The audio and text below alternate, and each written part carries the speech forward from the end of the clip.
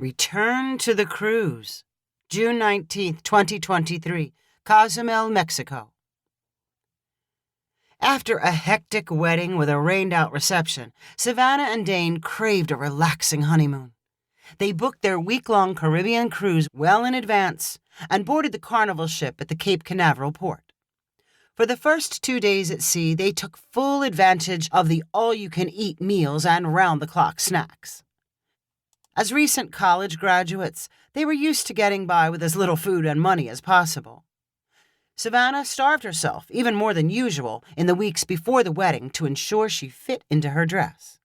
The ship's buffets were a welcome luxury. While they enjoyed their time on the boat, when they reached their first destination port, the honeymooners were happy to escape their claustrophobic cabin and explore the tropical island of Cozumel. They examined all their onboard possessions to decide what to carry with them. "I say we leave our passports. We'll take our paper copies of the first page," Dane said. "Won't we need the real passports to get back on the ship?"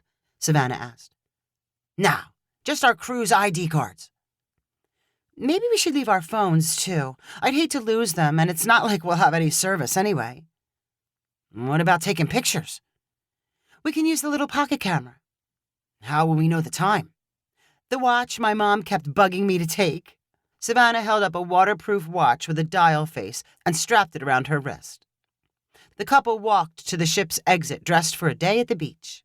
Savannah carried in her belt bag a bit of cash, a bank card, and the camera. They passed by signs reminding them to return to the ship before its departure time at 4 p.m. Uniformed crew members shouted the same reminder. "The ship will not wait for you. Be back early. We recommend being at the dock by 3 p.m. If you miss the ship, you cannot return and your vacation is over." Savannah noted the time on the large overhead clock and adjusted her watch so that it matched. She grabbed Dane's hand and they continued onto the Cozumel dock surrounded by a horde of fellow passengers.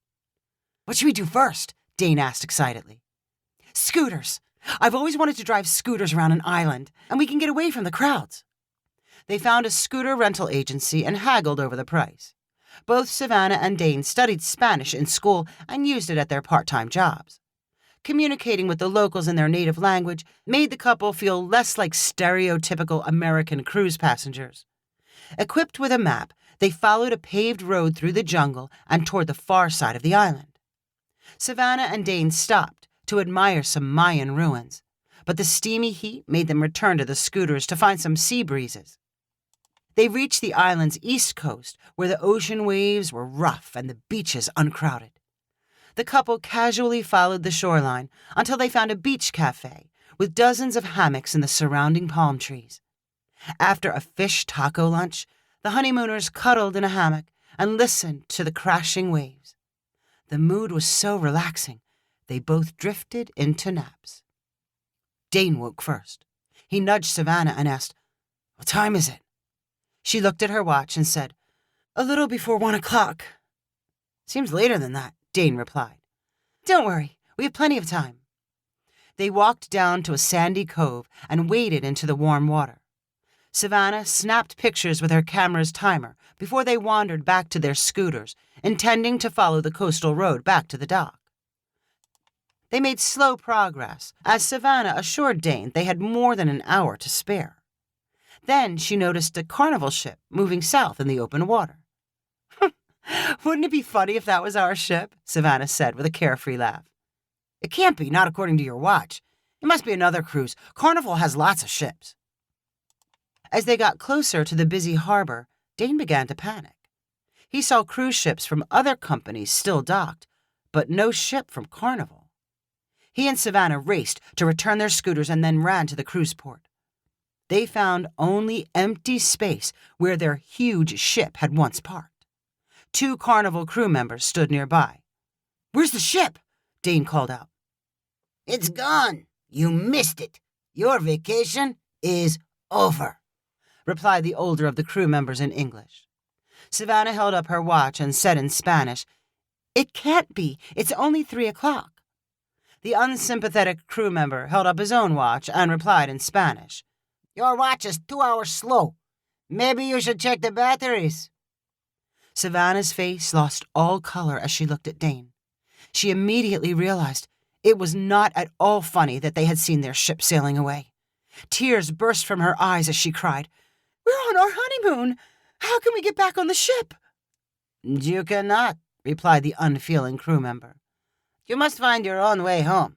If you don't have your passports, I recommend going to the airport and talking to their passport office." The younger of the two crew members looked more sympathetic as he watched Savannah cry, but he did not dare say anything in front of his older coworker. Dane and Savannah walked away from the dock, sweaty and desperate.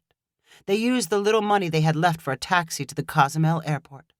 They found a small passport office and explained their situation to an unfeeling bureaucrat. He looked at the photocopies of their passport page and issued them temporary versions. They had 2 days to get out of Mexico. The couple clutched their temporary passports as they left the office. Waiting for them was the sympathetic Carnival crew member. "I noticed that you speak Spanish," he said. "I may have a way for you to get back on the ship." Savannah and Dane immediately perked up. "One of the ship's crew was sick. He needs to spend the night in the hospital, but he'll be released tomorrow. A van will take him to the next port so he can return to the ship. You can tag along if you help him with the language. He doesn't speak good English or Spanish." "If we show up at the next port, they'll let us back on the ship?" Dane asked. "I don't know. It's never been done before. Meet at the hospital tomorrow morning if you want to try." The newlyweds were left to agonize over their options. If they took the van, there was a chance to get back on track. But they might also be left far from an airport and even more desperate. If they took an expensive flight back from Cozumel to Orlando, they would also need to find a hotel and wait for their original flights home. It would cost a lot of money they did not have. Without their phones, they could only rely on each other for advice. "I say we try to find the ship," Savannah bravely said. "Things can't get much worse, can they? And we'll be together." They found an ATM and withdrew some cash. Then they found an inexpensive hotel room and spent the night longing to be in their cramped but air-conditioned ship's cabin. They were at the hospital early the next morning to meet Han, the sick crew member they would follow back to the boat. He looked stick-skinny dressed in his uniform and not entirely cured. Savannah and Dane quickly learned he spoke little English and less Spanish. The sympathetic crew member arranging transportation gave the newlyweds the name of the van company that would pick them up in Playa del Carmen after a ferry ride from Cozumel. Everyone hurried to the ferry landing, and Savannah and Dane were soon plowing through the water toward the Mexican mainland. They kept a careful eye on Han, who sat quietly watching the churning waves. The 3 passengers departed the ferry among a crowd of locals and tourists. Dane led them to a parking lot where he found the contracted minivan and driver. "We're with Carnival," Dane said in Spanish. "Please take us to the port."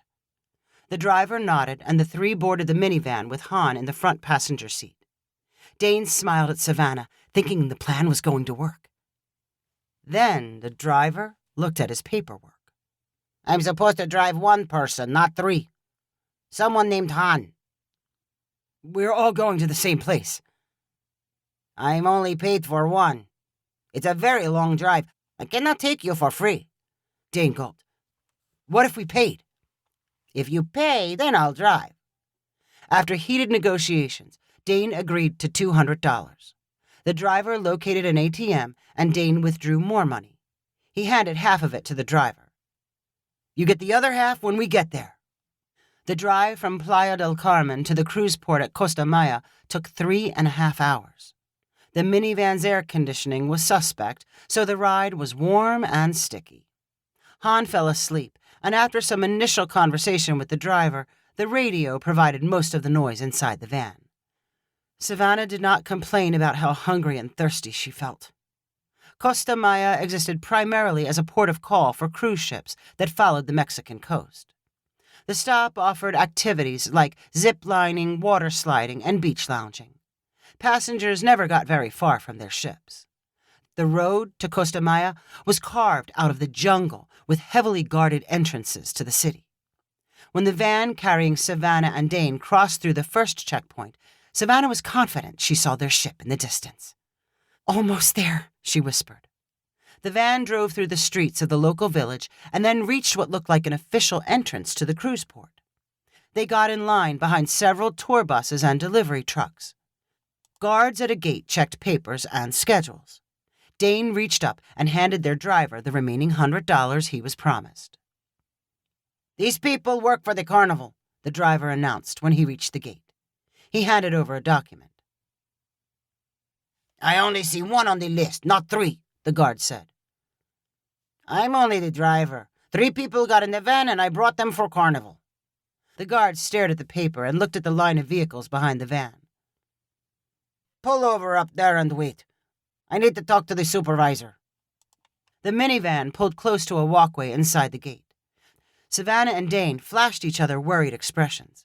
If the guards found out they were stowaways, they could keep them away from the ship, and they would be in real trouble. As they nervously waited, a group of over 50 tourists walked past the gate after a water park excursion. Barely thinking, Dane pulled open the minivan's door and got out. He motioned for Savannah to follow him before opening Han's door and pulling him out, too. Dane smiled at the driver and then quickly blended in with the tour group. Pushing Han forward, Dane and Savannah marched without looking back. They were soon in a wide-open beach area filled with cruise passengers and crews. They walked quickly toward the docks and did not stop until they were in front of their carnival ship. Dane and Savannah found the line to board and held their cruise ID cards nervously. This was the moment of truth. When it was their turn to scan their cards, the indicator light flashed green. Welcome aboard. They did not wait for Han and went directly to their cabin. Their cards opened the door, and everything inside was just as they left it. Savannah guzzled a bottle of water before collapsing on the bed. "I'm so hungry. I want to take a shower and eat until I'm stuffed." "Take a shower, but I don't think we should leave the room until the ship leaves port. What if those guards took our picture and they're looking for us?" "That sounds crazy," Savannah replied with a laugh. But she stayed locked in the cabin with Dane until they were sure they had left Mexico behind. The couple emerged for dinner and were met in the hallway by a surprised crew member who seemed to recognize them. "Oh, you're back," she said. Savannah and Dane smiled in return as if nothing unusual had happened. While they sat in the dining room, they noticed other crew members gesturing toward them. "Why are they looking at us? Are we in trouble?" Savannah whispered to Dane. "Just act natural," Dane replied. "Should we go back to the cabin?" "No, let's eat dinner and act like everyone else. Then we'll go watch a show, like everyone else." After a nervous dinner, Savannah and Dane made their way to the ship's giant theater where half the ship's passengers were gathered. Before the lavish show started, the cruise director walked on stage with a microphone. "We have a very special couple on board. If the newlyweds Dane and Savannah are in the audience, will they stand up?" Dane and Savannah looked at each other and then reluctantly got to their feet. The entire ship turned to look. These two accomplished something never done before. They missed boarding the ship at our first stop, but somehow they got back on. I don't want to know how you did it, but I have a couple of prizes for you. First, a watch, so you can keep better track of time. And second, a compass, so you can keep better directions. Savannah and Dane blushed crimson as they walked up to the stage to receive their gifts. The crowd clapped and laughed, and for the rest of the cruise, the newlyweds were treated like celebrities. When they went ashore to the next stop in Belize, the other passengers kept reminding them when the ship was leaving. Savannah good-naturedly pointed to the new watch she was wearing to show she was keeping track of the time. The watch and compass became favorite souvenirs from their honeymoon. They were a reminder of a traumatic 24 hours, and that, with a little courage, Savannah and Dane could do the impossible together. If you enjoyed this story, please rank it on the website 500ironicstories.com. Please subscribe on the website to get weekly updates as new stories are posted. And please share with friends using the convenient links available.